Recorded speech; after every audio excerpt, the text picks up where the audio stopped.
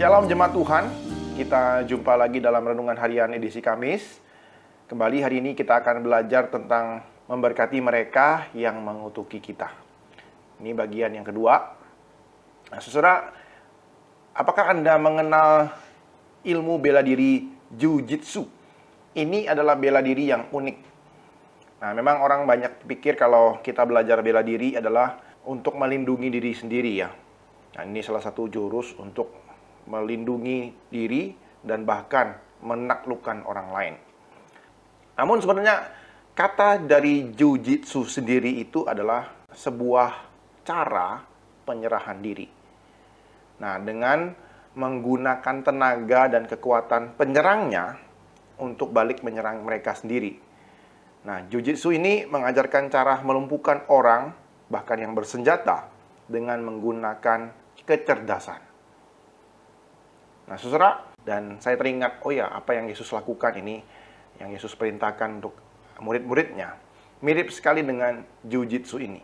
Nah, inilah yang diumpamakan oleh James Bryan Smith, jurus Jiu-Jitsu, yang menggunakan kekuatan lawan dan membalikkannya kepada mereka.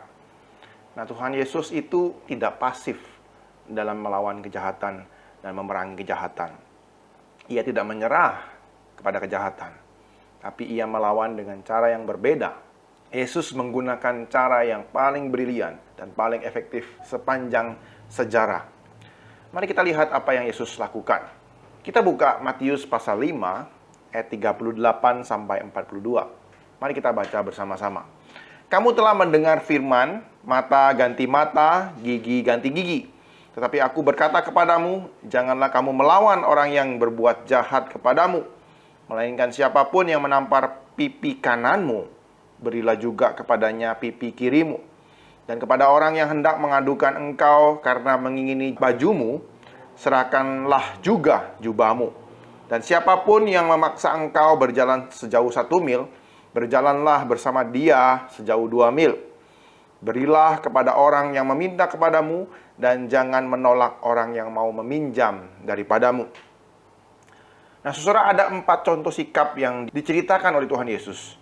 Bagaimana kita bersikap dalam meresponi setiap kejahatan-kejahatan yang kita terima.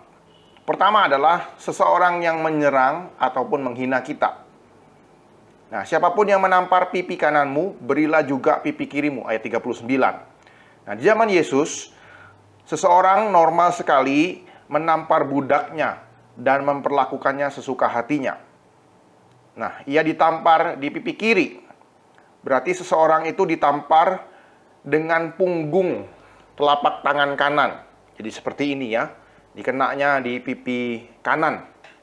Nah, ini dalam sejarah orang-orang Timur Tengah, itu adalah sebuah penghinaan.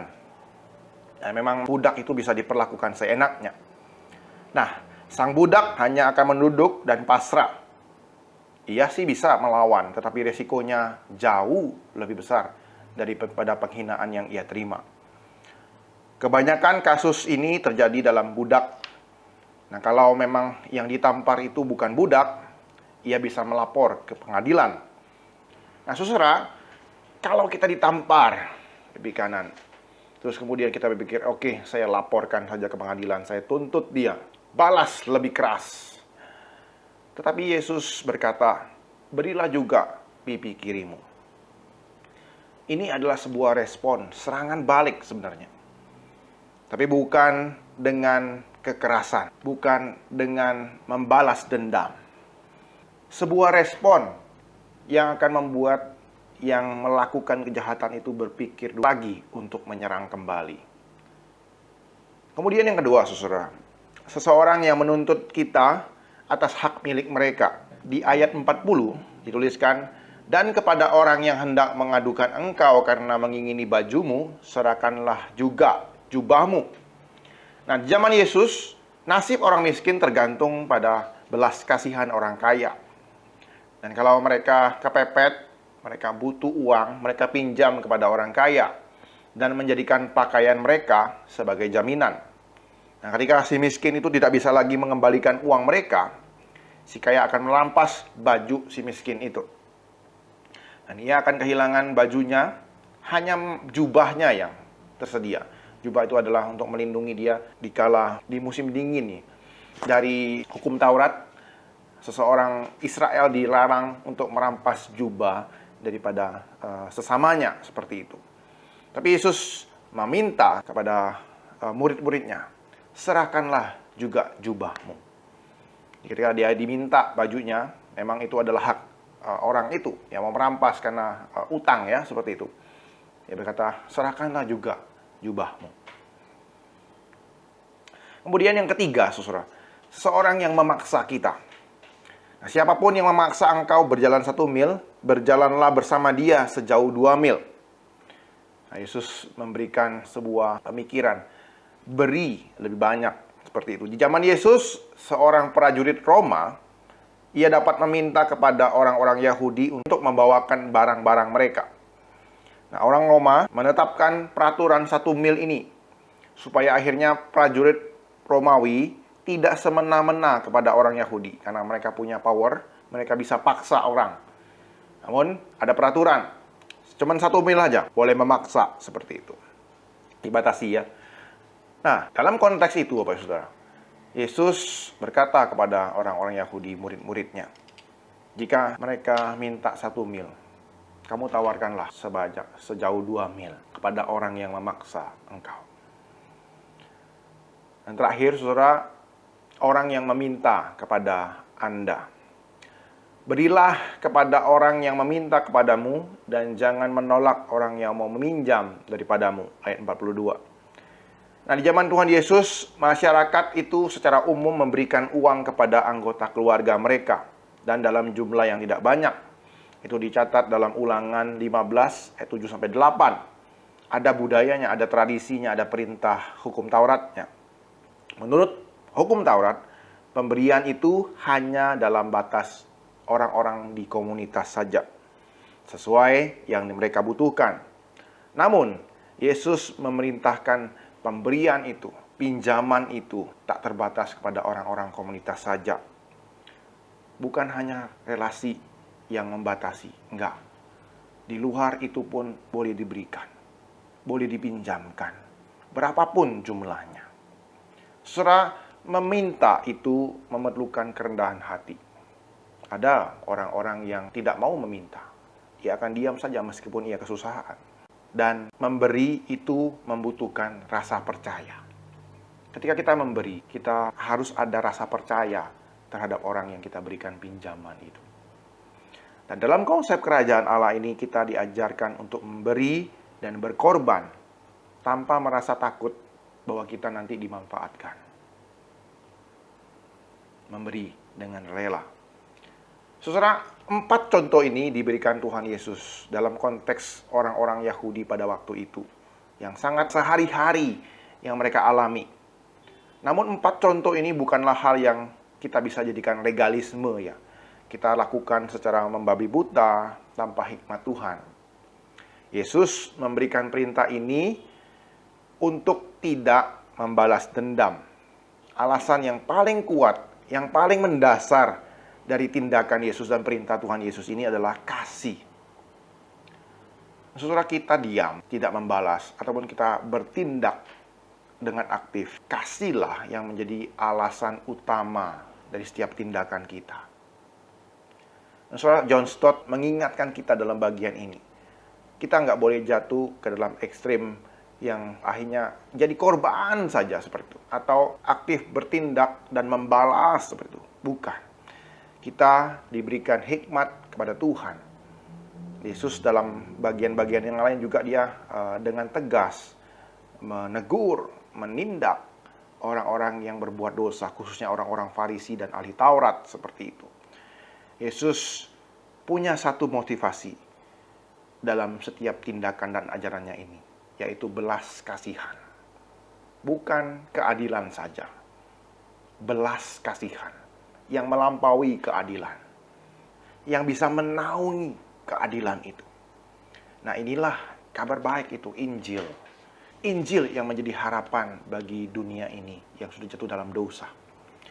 Nah, saudara, John Stott, seorang tokoh Kristen, Dia mengatakan bahwa tidak ada contoh yang lebih kuat tentang mengasihi mereka yang menjahati kita daripada Martin Luther King, seorang pejuang iman, pejuang politik, sosial di Amerika Serikat. Kala itu berkaitan dengan masalah rasisme di Amerika Serikat. Saudara, ia melakukan kasih dengan begitu luas.